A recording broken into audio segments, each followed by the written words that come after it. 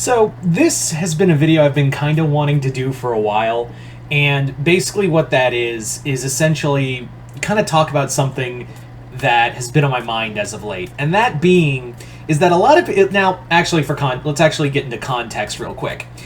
A lot of people have been really upset over some news that has been kind of confirmed but not really confirmed, that the villain for the Batman 2 will be Clayface. And some people are actually mad about that because they're like, "Oh, I don't want unrealistic characters in a Batman movie. I don't, Clayface is too unrealistic. He's never been good."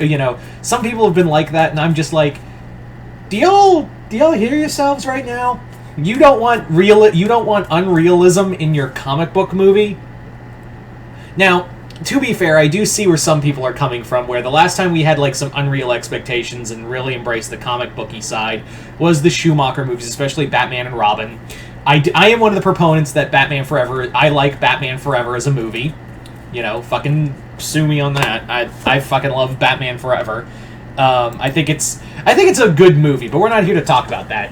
Basically, and I get that. They want the Batman to be, the Robert Pattinson movies to be dark, realistic movies. And in a way, you can do a realistic Clayface, but I don't want that. In fact, I don't even think the movie wants that, because it was very clear that there was some unrealistic tech used in that movie, like camera lenses for contact lenses and some other gear that Batman had. The Batman universe really kind of walks the line between, it can be a comic book universe where you could see supernatural stuff, or stuff that Batman doesn't really fight in a realistic universe, or it could go the route of realistic universe. It's this beautiful that the Batman is basically walking that. It really does feel like it's walking that line of, we could do either monster stuff and other stuff Batman would encounter in the comics, or not.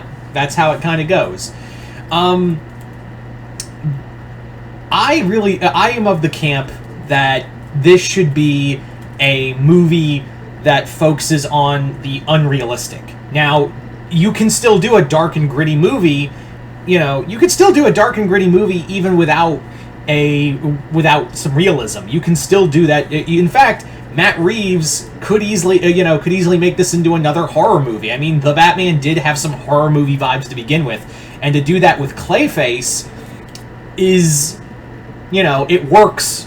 It still works. You can do the Clayface we know, even though yes, he will be a big CGI monster if we go the route of Clay, but that doesn't matter. You can still do some scary shit with Clayface, regardless of what they do with Clayface, whether it be Basil Karlo or Matt Hagen, or what they did in the animated series was mix Basil Karlo's origin with Matt Hagen's, or Matt Hagen's with Basil Karlo, tomato, and basically do something of making the Clayface not just something that Batman has never encountered before in this universe, but it's something he can't comprehend. That's what makes Clayface as a whole a fascinating character to me in the Batman Rogues Gallery. He is one of the few Batman rogues who is superhuman.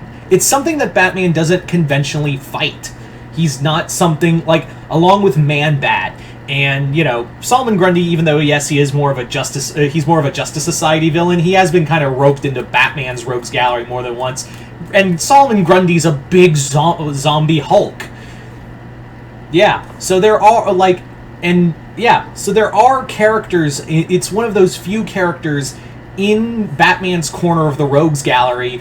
Even Poison Ivy is metahuman now. She's become more and more metahuman throughout the comics. So yeah, there is a small number of characters that Batman has to think outside the box to fight, and Clayface is one of them.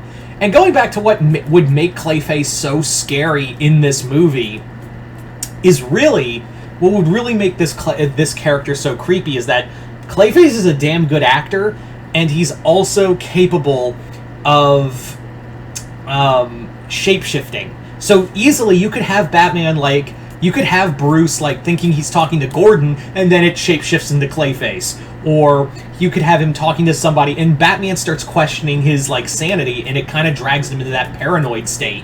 You could have him being just kind of thrown on mental edge every time he encounters someone, he could be chasing after Clayface, and then it shapeshifts into a little girl, or shapeshifts into someone else. That could be a really cool way to do it. And now Batman has himself questioning reality because he's encountering something that he is not mentally prepared for. He was all ready to take on like Riddler and by extension Joker in that deleted scene, as we saw, that was like a year one thing in Penguin. But now you have a Batman who's encountering a force that he cannot comprehend. So now he has to think outside the box. This is an opponent he can't just punch.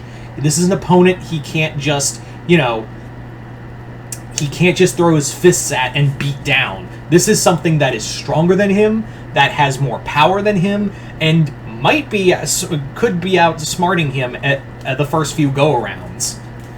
So that's what I really like. That's what I really think would be a cool idea, is to play with Clayface's, theatrical nature, his ability, because he has played mind games before. So to do something like that would be really cool, and would be Clayface. If we do Clayface like that, then we can now have the access to have that this is a stranger Gotham. Like, this gives us open the door to like Man-Bat and Grundy and even Killer Croc. Although Killer Croc is human.